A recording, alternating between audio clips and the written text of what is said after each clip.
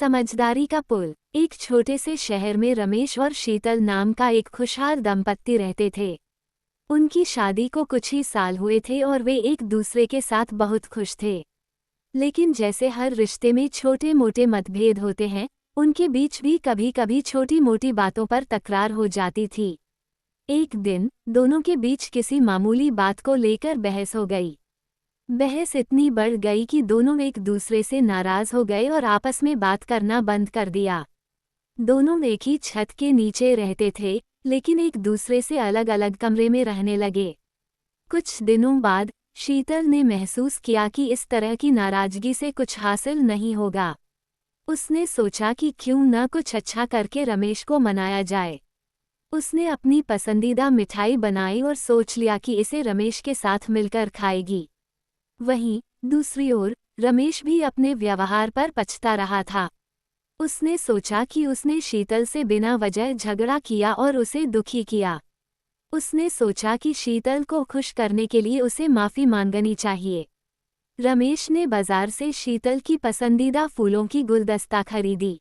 शाम को जब शीतल ने मिठाई लेकर रमेश के कमरे में गई, तो उसने देखा कि रमेश भी उसे फूल देने के लिए दरवाजे पर खड़ा था। दोनों ने एक दूसरे को देखा और मुस्कुरा दिए। शीतल ने मिठाई बढ़ाई और रमेश ने फूल। दोनों ने एक दूसरे से माफ़ी मांगी और हंसते हुए मिठाई और फूलों का आदान प्रदान किया।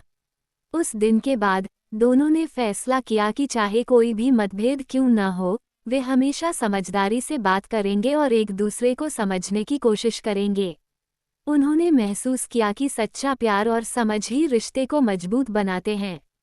इस कहानी से यह सीख मिलती है कि हर रिश्ते में प्रेम और समझदारी की जरूरत होती है। अगर हम एक दूसरे की भावनाओं को समझें और उनकी कद्र करें, तो हर समस्या का समाधान मिल सकता है।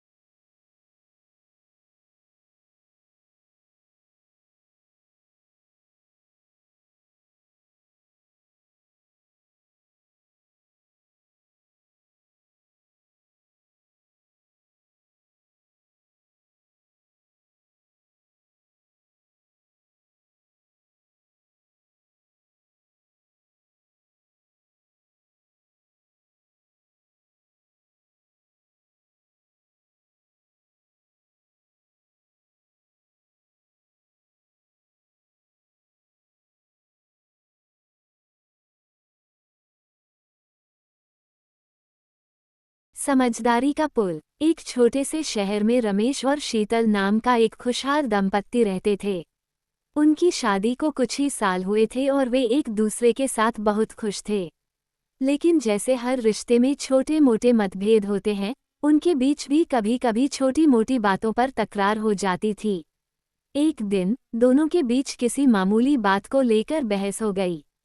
बहस इतनी बढ़ गई कि दोनों एक दूसरे से नाराज हो गए और आपस में बात करना बंद